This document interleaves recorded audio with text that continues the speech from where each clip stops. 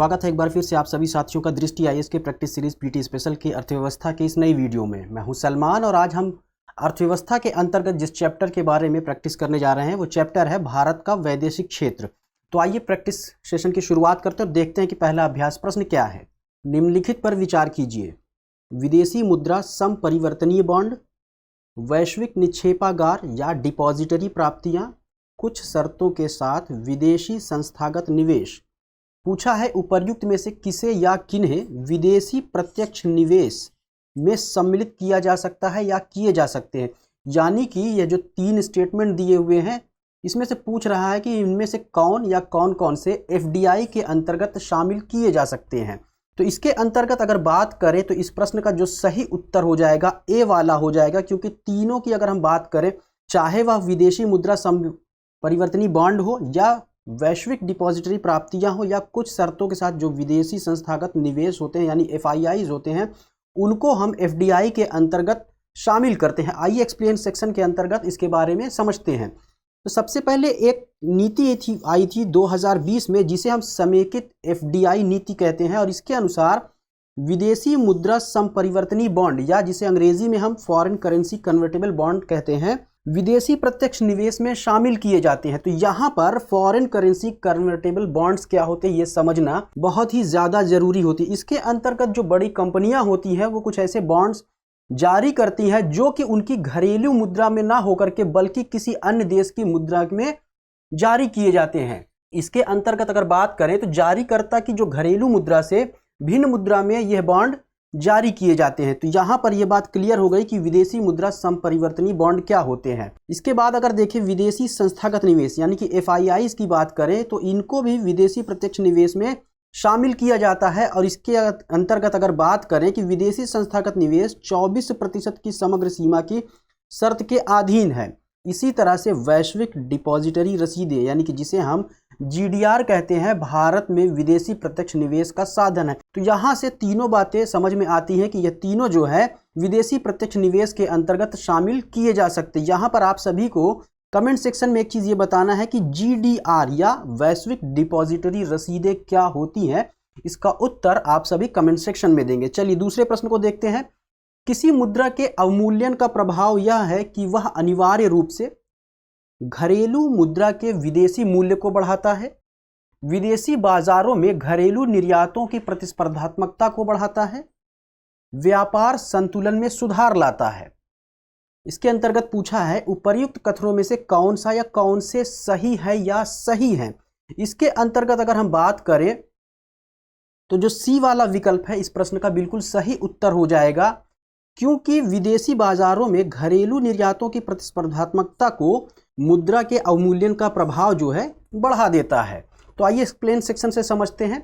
स्थिर विनिमय दर प्रणाली या इसके साथ ही प्रतिबंधित विनिमय दर प्रणाली की अगर बात करें तो इसके अंतर्गत जब किसी कार्यवाही जो कि सरकारी हो यानी कि सरकार द्वारा कोई ऐसी कार्यवाही की जाती है जिससे विनिमय दर बढ़ती यानी एक्सचेंज रेट बढ़ जाती है, अर्थात घरेलू मुद्रा विदेशी मुद्रा की तुलना में सस्ती हो जाती है। यहाँ पर इसका मतलब यही हुआ कि जो हमारी घरेलू मुद्रा है, अगर हम भारतीय रुपए के टर्म्स में इसको समझने की कोशिश करें तो विदेशी मुद्रा की तुलना में सस्ती हो जाती है। यानी कि जो इंडियन रुपी है उसका डिप्रिसिएशन हो जाता है, उसका अवमूल्यन हो जाता है। तो इसे ही हम अवमूल्यन की स्थिति कहते हैं।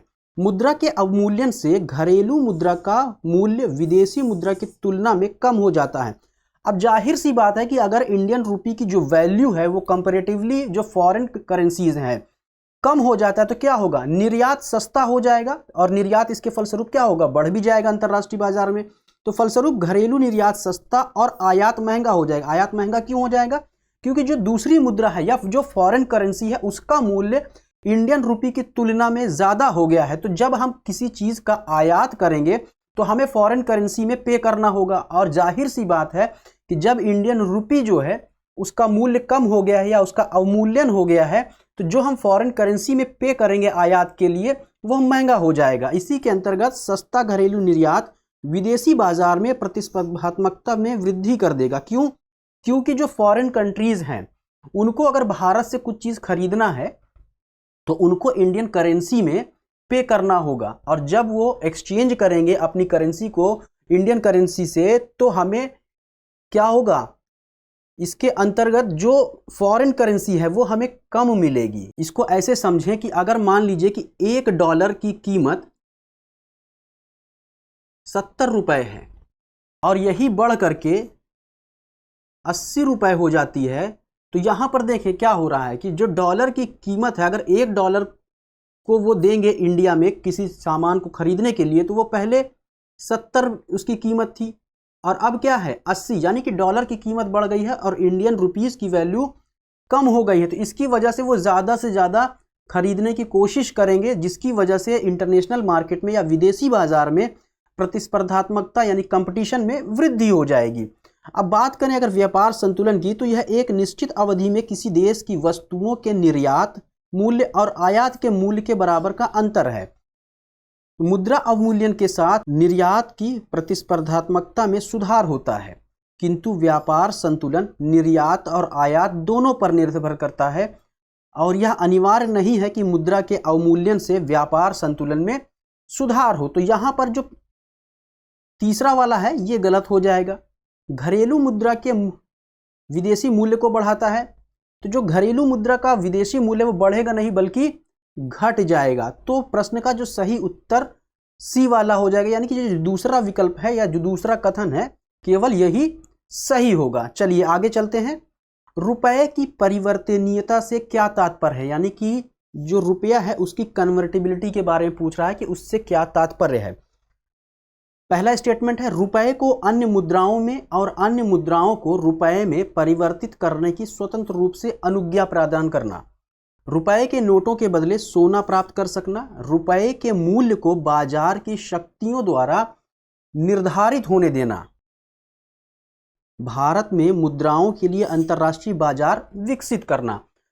तो जो इंडियन रुपी है या इंडियन करेंसी की बात करें तो उसकी परिवर्तनीयता यानी उसकी कन्वर्टिबिलिटी से जो तात्पर्य है वो यहाँ पर रुपए को अन्य मुद्राओं में और अन्य मुद्राओं को रुपए में परिवर्तित करने की स्वतंत्र रूप से अनुज्ञा प्रदान करना है। तो यहाँ पर जो ए वाला है यही इस प्रश्न का सही उत्तर हो जाएगा।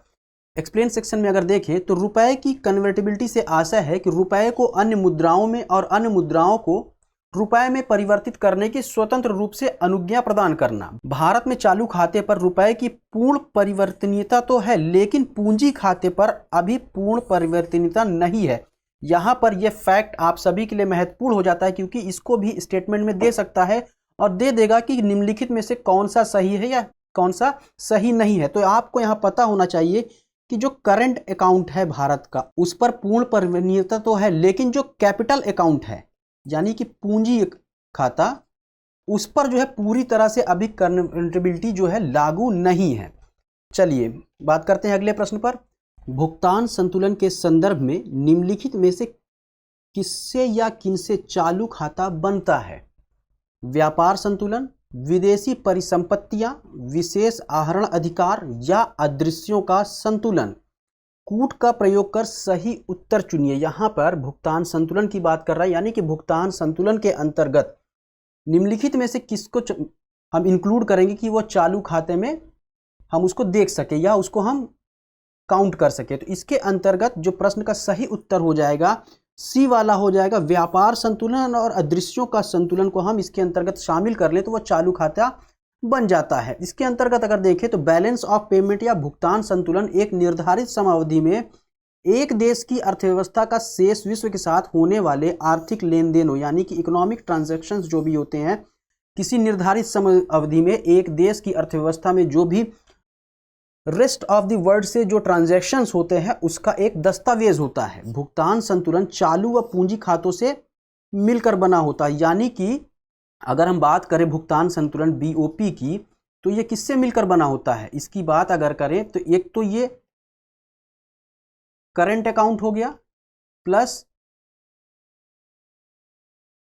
Capital account. तो capital account plus current account जो होता है यही हमारा जो होता है बीओपी होता है, यानी कि भुगतान संतुलन होता है। इसके अंतर्गत अगर हम देखें तो चालू खाता निम्न से बनता है। अब यहाँ पर चालू खाते के अंतर्गत हम किन किन चीज़ों को इंक्लूड करते हैं उसको देखते हैं। तो व्यापार संतुलन, इसमें किसी देश के आयात एवं निर्यात के मूल्यों का अंतर सम्मिलित किया जाता है, यानी कि जो व्यापार संतुलन है इसके अंतर्गत शामिल किया जाता है। और व्यापार संतुलन के अंतर्गत किसी देश के आयात एवं निर्यात के मूल्यों का अंतर सम्मिलित किया जाता है। यानी कि अगर हम व्यापार संतुलन की बात करें तो किसी देश में कितना सामान आया है और कितना सामान निर्यातित किया गया है, इसके मूल्यों के अंतर जो होगा उसी को हम व्यापार संतुलन कहेंगे। इसके अलावा चालू खाते में अदृश्य सेवाएं, जिसमें जैसे कि अदृश्य मदें शामिल होती है, जिसमें कि सेवाएं, अंतरण एवं आय को सम्मिलित किया जाता है। तो यहाँ पर आप देख सकते हैं कि दो चीजें इसके अंतर्गत शामिल है। तो यहाँ पर अगर हम प्रश्न को देखें तो एक तो व्यापार संतुलन और दूसरा अदृश्यों का संतुलन। तो यहाँ पर जो सही उत्तर हो जाएगा सी वाला हो जाएगा, यानी कि 1 और 4 इसके अंतर्गत शामिल किए जाते हैं। चलिए अगले प्रश्न को देखते हैं। निम्नलिखित में से कौन से पूंजीगत लेखा की रचना करते हैं? विदेशी ऋण, निजी प्रेषित धन, प्रत्यक्ष विदेशी निवेश या पोर्टफोलियो निवेश। कूट का प्रयोग कर सही उत्तर चुनिए। इसके अंतर्गत अगर हम बात करें जो पूंजीगत लेखा की रचना करते हैं उसमें विदेशी ऋण, प्रत्यक्ष विदेशी निवेश और पोर्टफोलियो निवेश शामिल किए जाते हैं। तो प्रश्न का जो सही उत्तर हो जाएगा 1, 3, 4। तो इस प्रश्न का जो सही उत्तर हो जाएगा बी वाला हो जाएगा। आई एक्सप्लेन सेक्शन में थोड़ा इन सब के बारे में देख लेते हैं। तो पूंजीगत लेखा जैसा कि प्रश्न में पूछा है, तो पूंजीगत लेखा की अगर बात करें तो भुगतान संतुलन के अभिलेख का महत्वपूर्ण भाग होता है। यानी कि जो बैलेंस ऑफ पेमेंट होता है उसका जो लेखा जोखा होता है उनमें से उसका एक महत्वपूर्ण भाग होता है कौन? Capital account. तो पूंजीगत लेखा या खाता की रचना करने वाले घटक निम्नवत हैं। यानी कि पूंजीगत लेखा की बात करें तो इसमें क्या क्या शामिल होगा? तो इसमें विदेशी सहायता, विदेशी वाणिज्यिक उधार और अल्पावधि विदेशी ऋण, ये तीनों शामिल हो जाते हैं। तो यहाँ पर देखिए विदेशी ऋण, इसके अंतर्गत जो अल्पावधि के विदेशी ऋण होंगे वो शामिल कर लिए जाएंगे। इसके बाद प्रत्यक्ष विदेशी निवेश और पोर्टफोलियो निवेश भी इसके अंतर्गत शामिल हो जाते हैं। बैंकिंग पूंजी जिसमें अनिवासी जमाएं भी शामिल हैं, जिसके अंतर्गत विदेशी निवेश जिसमें प्रत्यक्ष विदेशी निवेश और पोर्टफोलियो निवेश दोनों शामिल हैं। इसके अलावा अन्य प्रवाह, तो यहाँ पर आप देख सकते हैं प्रत्यक्ष विदेशी निवेश और पोर्टफोलियो निवेश भी इसके अंतर्गत शामिल किया जाता है। इसके अलावा निजी प्रेषित आय या हम बात करें निजी प्रेषित धन या अंग्रेजी में जिसे हम प्राइवेट रेमिटेंस कहते हैं, ये चालू खाते की मद है। अब यहाँ पर रेमिटेंस क्या है? यानी कि किसी विदेश में किसी भारतीय द्वारा जो पैसा कमाया जाता है, अर्जित किया जाता है और उसको भारत भेजा जाता है, तो उसको हम इसमें शामिल नहीं करेंगे क्योंकि वह किसी व्यक्ति द्वारा निजी कमाई गई उसकी आय है और वो भारत में एक रेमिटेंस के रूप में आती है। तो वह प्राइवेट रेमिटेंस के अंतर्गत शामिल किया जाएगा जो कि चालू खाते की मद है, ना कि पूंजीगत लेखे के अंतर्गत। तो यहाँ से आप सभी को क्लियर हो जाएगा कि विदेशी ऋण जो कि अल्पावधि का होगा, प्रत्यक्ष विदेशी निवेश एवं पोर्टफोलियो निवेश इसके अंतर्गत शामिल होगा। यानी कि पूंजीगत लेखा के जो निर्माण करेंगे उसमें विदेशी ऋण, प्रत्यक्ष विदेशी निवेश, पोर्टफोलियो निवेश शामिल होंगे। यहाँ पर आप सभी को एक काम करना है, आपको बताना है कि पोर्टफोलियो निवेश होता क्या है। ये आप सभी का होमवर्क है। चलिए आगे चलते हैं। अगला सवाल है, सरकार द्वारा लिए जा सकने वाली निम्नलिखित कार्यवाहियों पर विचार करें। घरेलू मुद्रा का अवमूल्यन, उन उपयुक्त नीतियों को लागू करना जिससे देश में अधिक एफडीआई आए तथा एफआईआई से अधिक निधि आए, निर्यातों को मिलाने वाली आर्थिक सहायता में कटौती। उपर्युक्त में से कौन सी क्रिया या क्रियाएं चालू खाते के घाटे को घटाने में सहायक साबित हो सकती हैं या हैं? इसके अंतर्गत अगर बात करें, जो यहाँ पर पूछ रहा है कि वह कौन कौन सी क्रिया या क्रियाएं हैं जो चालू खाते के घाटे को घटाने में सहायक साबित हो सकती हैं, तो इसके अंतर्गत जो है घरेलू मुद्रा का अवमूल्यन और दूसरा उन उपयुक्त नीतियों को लागू करना जिससे देश में अधिक एफडीआई आए तथा एफआईआई से अधिक निधि आए। तो यहाँ पर पहला और दूसरा जो स्टेटमेंट दिया है ये सही है। तो प्रश्न का सही उत्तर 1 और 2 हो जाएगा। तो जैसा कि अभी पहले के प्रश्नों में आपने देखा, एक जगह पर मुद्रा के डिप्रिसिएशन के बारे में मैंने चर्चा किया। तो मुद्रा के डिप्रिसिएशन से क्या होता है कि जो अंतरराष्ट्रीय बाजार है वहां पर एक कंपटीशन जैसा माहौल बन जाता है, क्योंकि जो मनी है उसका अवमूल्यन हो गया है, जिसकी वजह से निर्यात जो है बढ़ जाता है। अब जब निर्यात बढ़ जाएगा तो जो चालू खाते का हमारा घाटा है, जाहिर सी बात है वो घट जाएगा। क्यों? क्योंकि हम ज़्यादा से ज़्यादा एक्सपोर्ट कर रहे हैं। जब एक्सपोर्ट करेंगे तो हमारे पास फॉरेन करेंसी आएगी, तो हमारा जो चालू खाते का जो घाटा है उसको घटाने में घरेलू मुद्रा का अवमूल्यन मदद करता है। इसके अलावा जब एफडीआई हमारे पास आएगी, एफआईआईज भी आएगी, तो इससे भी क्या है, चालू खाते का जो घाटा है उसको घटाने में मदद मिलती है। तो प्रश्न का सही उत्तर ए वाला हो जाएगा। यहाँ पर देखें, चालू खाता घाटे को कम करने के लिए सरकार को घरेलू मुद्रा का अवमूल्यन करने सहित एफडीआई और एफआईआई प्राप्त निधियों को बढ़ाने हेतु उचित नीतियां अपनानी पड़ती हैं। तो प्रश्न का सही उत्तर हो जाएगा यहां से ए वाला। चलिए अगले प्रश्न पर बात करते हैं। निम्नलिखित पर विचार कीजिए। घरेलू वस्तुओं का सस्ता होना, विदेशी वस्तुओं की कीमतें बढ़ना, निवल निर्यात का बढ़ना, उपर्युक्त में से कौन सा या कौन से रुपए के मूल्य ह्रास का या के परिणाम है या है? केवल एक, केवल दो, एक और दो दोनों, एक, दो और तीन। यहां पर आपको ध्यान देना है, पूछ रहा है कि रुपए के मूल्य ह्रास के परिणाम है या का परिणाम है। ये नहीं बताना है कि इनमें से कौन सा रुपए के मूल्य ह्रास का परिणाम है। यानी कि रुपए का जब अवमूल्यन हो गया या मूल्य ह्रास हो गया, उसकी वजह से क्या क्या प्रभाव पड़ेगा ये आपको बताना है। तो इसके अंतर्गत घरेलू वस्तुओं का सस्ता होना ये भी सही है, विदेशी वस्तुओं की कीमतें बढ़ जाना ये भी सही है, और निवल निर्यात का बढ़ जाना ये भी सही है। यानी कि जो प्रश्न का सही उत्तर हो जाएगा ये डी हो जाएगा। आइए एक्सप्लेन सेक्शन से यहां पर देखते हैं। मौद्रिक विनिमय दर में परिवर्तन से वास्तविक विनिमय दर में परिवर्तन होगा। यानी कि मौद्रिक विनिमय दर का मतलब क्या है, जो हमारी मनी है या रुपए की बात करें उसमें अगर परिवर्तन हो रहा तो जो वास्तविक एक्सचेंज रेट है उसमें भी परिवर्तन होगा, और इससे अंतरराष्ट्रीय सापेक्ष कीमतों में भी परिवर्तन होगा। रुपए का मूल्य ह्रास होने से विदेशी वस्तुओं की कीमतें बढ़ जाएंगी और घरेलू वस्तुएं सस्ती हो जाएंगी। इससे निवल निर्यात बढ़ जाएगा, अतः समस्त मांग बढ़ जाएगी। तो यहाँ से आप सभी को समझ में आ रहा होगा कि जब रुपए का मूल्य ह्रास होने लगता है तो हमें क्या है कि जब हम बाजार में आयात या निर्यात करते हैं, यहाँ बाजार से तात्पर्य अंतरराष्ट्रीय बाजार की बात हो रही है, जब हम विदेशी वस्तुओं को खरीदते हैं तो हमें फॉरेन करेंसी या कुल मिलाकर के हम कहें कि हमें डॉलर में पेमेंट करना होता है। तो डॉलर या जो फॉरेन करेंसी है जिसमें हम पेमेंट कर रहे हैं उसकी कीमत बढ़ जाती है, और वही घरेलू वस्तुएं सस्ती हो जाती हैं। क्यों? क्योंकि जो मुद्रा का मूल्य है उसमें ह्रास देखने को मिल रहा है, और जब मुद्रा का मूल्य ह्रास हो जाएगा या अवमूल्यन हो जाएगा तो निर्यात भी बढ़ जाता है, और जब निर्यात बढ़ेगा तो क्या कह सकते हैं कि मांग बढ़ेगी। यानी कि हमें ज़्यादा से ज़्यादा एक्सपोर्ट करना होगा, तो हम जाहिर सी बात है कि डिमांड बढ़ेगी। तो यहाँ पर प्रश्न का जो सही उत्तर हो जाएगा डी वाला हो जाएगा, यानी कि तीनों चीज़ें बिल्कुल सही हैं। चलिए आगे चलते हैं। निम्नलिखित कथनों पर विचार कीजिए। वर्तमान में भारत में चालू खाते के साथ ही पूंजीगत खाते में भी रुपए की पूर्ण परिवर्तनीयता है। विदेशी मुद्राओं के अंतर्वाह यानी इनफ्लोज और बहिर्वाह यानी आउटफ्लोज के शुद्ध अंतर को चालू खाता कहते हैं। उपर्युक्त कथनों में से कौन सा या कौन से सही है या सही हैं? जैसा कि अभी आपको पता होगा कि पहले के एक प्रश्न में वहां पर मैंने जिक्र किया था कि जो कन्वर्टिबिलिटी ऑफ रुपी है वह किसमें पूरी तरह से है और किसमें पूरी तरह से नहीं है। तो यहां से आप सभी देख सकते हैं कि पूंजीगत खाते में भी इसकी पूर्ण परिवर्तनीयता है, ऐसी बात कह रहा तो ये गलत है। और वहीं पर अगर हम बात करें विदेशी मुद्रा के इनफ्लोज या आउटफ्लोज के शुद्ध अंतर को हम चालू खाता कहते हैं, तो ये बिल्कुल सही है। तो प्रश्न का सही उत्तर बी वाला हो जाएगा।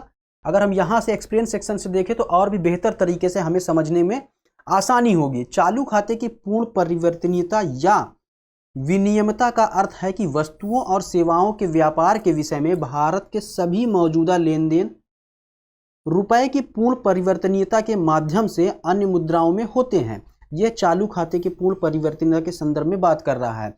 वहीं अगर बात करें पूंजीगत खाता परिवर्तनीयता में भारतीय वित्तीय परिसंपत्तियों को बाजार निर्धारित दरों पर विदेशी वित्तीय परिसंपत्तियों में परिवर्तित करना शामिल है। पूंजीगत खाते पर पूर्ण परिवर्तनीयता से देश के बाहर पूंजी की अप्रतिबंधित गतिविधियां हो सकती हैं, जिसके परिणाम स्वरूप अस्थिर अर्थव्यवस्था के रूप में सामने आ सकते हैं। इसलिए वर्तमान में भारतीय राष्ट्रीय रुपया यानी कि INR चालू खाते पर पूरी तरह से, लेकिन पूंजीगत खाते पर आंशिक रूप से परिवर्तनीय है। तो यहां से जो पहला स्टेटमेंट है इसका उत्तर हमें मिल जाता है। अब इसके आगे अगर देखें तो किसी देश में चालू खाते का आकलन उस देश के स्थानीय निवासियों, व्यवसायों और सरकारों तथा शेष विश्व के बीच वस्तुओं, सेवाओं, धन हस्तांतरण और निवेश आय के प्रवाह द्वारा किया जाता है। या इसको अगर हम अन्य शब्दों में समझें तो यह विदेशी मुद्राओं के अंतर्वाह यानी इनफ्लोज और बहिर्वाह यानी आउटफ्लोज के बीच शुद्ध अंतर होता है। तो दूसरा वाला कथन जहां से सही हो जाता है। तो इस तरह से प्रश्न का सही उत्तर बी हो जाएगा। अगले प्रश्न पर बात कर लेते हैं। अरविंद मायाराम समिति का संबंध निम्नलिखित में से किससे है? पूंजी खाता परिवर्तनीयता से, वित्तीय समावेशन से, न्यूनतम समर्थन मूल्य की घोषणा करने से, एफडीआई और एफआईआई की परिभाषा को युक्त करने से। तो अरविंद मायाराम समिति का जो गठन किया गया था वो मुख्य रूप से एफडीआई और एफआईआई की परिभाषा को युक्त करने के लिए किया गया था। और इसके अंतर्गत जो भी सिफारिशें, या ये कह लें कि इस रिपोर्ट के अंतर्गत जो भी सिफारिशें की गई थी समिति के द्वारा, सरकार ने इसको स्वीकार कर लिया था। तो प्रश्न का सही उत्तर डी हो जाएगा। आइए इसके बारे में थोड़ा सा जानकारी प्राप्त कर लेते हैं। भारत सरकार ने डॉक्टर अरविंद मायाराम की अध्यक्षता में एक समिति का गठन एफडीआई और एफआईआई की परिभाषा के संदर्भ में विद्यमान अस्पष्टता को दूर करने के लिए किया था एवं इस समिति की रिपोर्ट को सरकार ने स्वीकृति भी दे दी है। इस समिति की रिपोर्ट के अनुसार एफडीआई दीर्घावधिक संबंध की उपस्थिति का द्योतक है। सामान्यतः साधारण शेयर के 10% या अधिक का स्वामित्व या मतदान शक्ति इस संबंध को महत्व प्रदान करती। यहाँ पर दीर्घ अवधिक संबंध की बात कर रहा है, तो ये काफ़ी महत्वपूर्ण है, आप सभी के लिए ये महत्वपूर्ण हो जाता है। तो यहाँ से आप सभी को क्लियर हो गया कि प्रश्न का जो सही उत्तर है डी वाला है। अगले प्रश्न की अगर हम बात करें तो निम्नलिखित कथनों पर विचार कीजिए। एंटी डंपिंग शुल्क एक गैर प्रशुल्क अवरोध होता है। एंटी डंपिंग शुल्क एक प्रशुल्क अवरोध होता है। एंटी डंपिंग शुल्क उत्पाद विशिष्ट और स्रोत विशिष्ट होता है। उपर्युक्त में से कौन सा या कौन से कथन सही है या सही है? तो यहाँ पर अगर हम बात करें तो इसके अंतर्गत एंटी डंपिंग शुल्क एक गैर प्रशुल्क अवरोध होता है, ये स्टेटमेंट बिल्कुल सही है। वही एंटी डंपिंग शुल्क उत्पाद विशिष्ट और स्रोत विशिष्ट भी होता है, यह भी बिल्कुल सही, यानी कि पहला और तीसरा स्टेटमेंट सही है। तो प्रश्न का सही उत्तर सी वाला हो जाएगा। आइए देखते हैं इसके बारे में थोड़ा सा और क्या देखा जा सकता है जो कि परीक्षा के मद्देनजर महत्वपूर्ण हो जाते हैं। सबसे पहले यहाँ पर यदि देखें, एंटी डंपिंग शुल्क जो है गैर प्रशुल्क अवरोध के अंतर्गत ही आता है। हालांकि एक बार लागू होने पर इसका प्रभाव प्रशुल्क की भांति होता है। अब डंपिंग क्या होता है इसको समझना बहुत ही महत्वपूर्ण है। तो डंपिंग होना तब माना जाता है कि जब भारत में आयातित वस्तुओं का निर्यात मूल्य निर्यातक के घरेलू बाजार में बेची गई समान वस्तु की कीमत से कम हो जाता है। यहाँ पर यह बात काफ़ी महत्वपूर्ण हो जाती है कि यदि मान लीजिए भारत कोई सामान का आयात करता है किसी विदेशी कंपनी से या किसी विदेश से अपने यहाँ कोई सामान वह आयातित करता है, तो उसका जो निर्यात मूल्य होगा, मान लीजिए हमने एक्स वस्तु का आयात किया किसी देश ए से, तो इसकी जो कीमत होगी, यानी कि अगर भारत में हम इसी एक्स की जो निर्यात वैल्यू होगी उसके बारे में बात कर रहा है, निर्यातक के घरेलू बाजार में बेची गई समान वस्तु की कीमत से कम है। तो अब भारत द्वारा समान वस्तु को यहाँ पर यदि बेचा जाए तो इसकी जो कीमत है जो भारत बेच रहा है उस कीमत से कम है, तो क्या होगा, इसी को हम डंपिंग कहेंगे। क्योंकि जो विदेश से हम आयातित कर रहे हैं उसकी जो कीमत है वह कम है और भारत में जो हम बेच निर्यात करके मूल्य कमा रहे हैं वह अधिक है। तो जाहिर सी बात है जब कीमत कम है तो वह सामान जो है भारत में ज़्यादा आ जाएगा, क्योंकि कम रेट पर हम उसे खरीद सकेंगे। तो कोई भी सामान जो है इस हालात में भारत में ज़्यादा से ज़्यादा आ जाएगा और इसी को हम भारत के संदर्भ में डंपिंग का नाम दे सकते हैं। इसके अलावा एंटी डंपिंग शुल्क तब आरोपित किया जाता है जब यह पाया जाता है कि डंप किए गए उत्पाद भारत के घरेलू उद्योग की वस्तुओं के लिए संकट उत्पन्न करने लगे हैं। तो जाहिर सी बात है जब डंपिंग किसी चीज़ की शुरू हो जाएगी भारत में, तो जो भारत के घरेलू उद्योग हैं वहाँ पर एक कंपटीशन तो होगा ही होगा, लेकिन कंपटीशन के अलावा ये भारत के जो घरेलू उद्योग हैं उसके लिए संकट भी उत्पन्न करने लगेंगे। क्यों? क्योंकि उनकी जो कीमत है वो घरेलू उद्योग द्वारा जो उत्पादित वस्तुएं हैं उनसे कम है, तो काफ़ी ज़्यादा ये संकट उत्पन्न कर सकते हैं। और इसी को रोकने के लिए सरकार द्वारा एंटी डंपिंग शुल्क आरोपित किया जाता है या लगाया जाता है। आगे देखते हैं। और भारतीय उद्योग द्वारा उठाई जाने वाली क्षति तथा डंप हुए आयातों के बीच एक कारणात्मक जुड़ाव हो। अतः एंटी डंपिंग शुल्क उत्पाद विशिष्ट तथा स्रोत विशिष्ट होता है। तो यहां से यह बात भी आप सभी को क्लियर हो जाती है। तो प्रश्न का जो सही उत्तर हो जाएगा आप सभी यहां पर देख सकते हैं कि 1 और 3 हो जाएगा। चलिए अगले प्रश्न को देखते हैं। निर्यातक देशों की सरकारों द्वारा अपने उत्पादकों को दी जाने वाली सब्सिडी की क्षतिपूर्ति करने के लिए आयातों पर आरोपित शुल्क को कहा जाता है एंटी डंपिंग ड्यूटी, विशिष्ट सुरक्षा तंत्र, काउंटर वेलिंग ड्यूटी या उपर्युक्त सभी। तो इस तरह का जो आरोपित शुल्क लगाया जाता है उसको हम काउंटर वेलिंग ड्यूटी कहते हैं। आइए एक्सप्लेन सेक्शन में देखते हैं काउंटर वेलिंग शुल्क क्या होता है।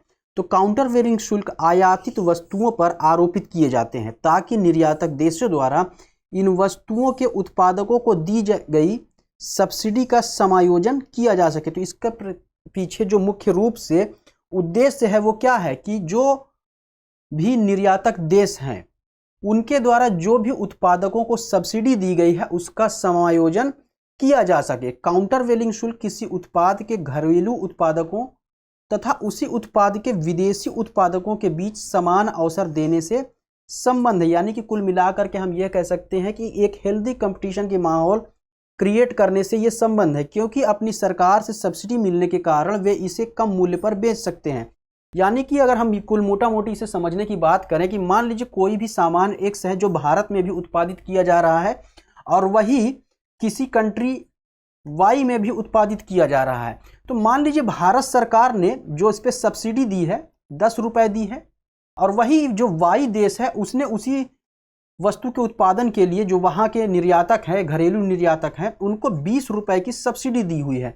तो अब यहाँ पर देखें कि सब्सिडी में काफ़ी अंतर आ जाता है। तो इसकी वजह से क्या होता है कि जब इनको ज़्यादा सब्सिडी मिली तो ये कम मूल्य पर इसको बेचने की कोशिश कर सकते हैं। यानी कि भारत में इसको ये कम मूल्य पर बेच सकते हैं और वहीं पर भारत में जो यह उत्पादित की गई है 10 रुपए सब्सिडी सरकार द्वारा प्राप्त करने के बाद, तो उसकी कीमत हो सकती है जो इन्होंने बेचा है उससे ज़्यादा हो। तो इससे क्या होगा, जो भारत का जो घरेलू उद्योग है उसको काफ़ी खतरा हो सकता है या वह नुकसान में जा सकता है। तो इसीलिए काउंटर वेलिंग शुल्क जो है लगाया जा सकता है सरकार के द्वारा, जिससे कि दोनों देशों के बीच एक समान अवसर हो और एक हेल्दी कंपटीशन हो मार्केट में, जिससे कि जो घरेलू उद्योग हैं उनको नुकसान ना हो सके। तो ये रहा आज के एपिसोड का अंतिम सवाल और हमें उम्मीद है कि आज के एपिसोड के माध्यम से जिन अभ्यास प्रश्नों पर चर्चा की गई वो आगामी प्रश्न पत्र में आप सभी के लिए काफ़ी महत्वपूर्ण होंगे। साथ ही आप सभी को जो होमवर्क दिए हैं वो सभी आप सभी को करना है, क्योंकि परीक्षा की तिथि जो है धीरे धीरे बहुत ही ज़्यादा नज़दीक आती जा रही है। तो जितना आप पढ़ेंगे, जितना ज़्यादा आप अभ्यास करेंगे वो आपकी परीक्षा के लिए उतना ही लाभप्रद होगा। तो मिलते हैं अगले किसी वीडियो में, तब तक पढ़ते रहिए, आगे बढ़ते रहिए। शुक्रिया।